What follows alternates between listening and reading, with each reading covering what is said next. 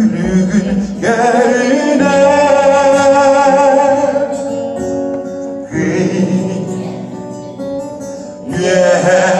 Yehalana ostalara koydum kıyılıkta.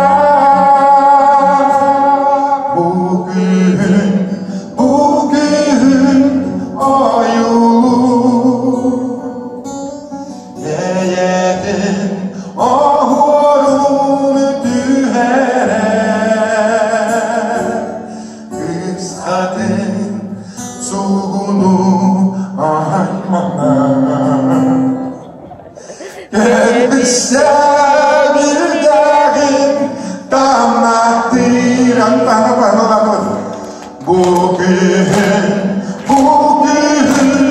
ayolu gelelim ahurunu dühere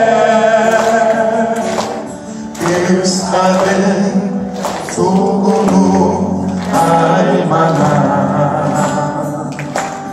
gelmişse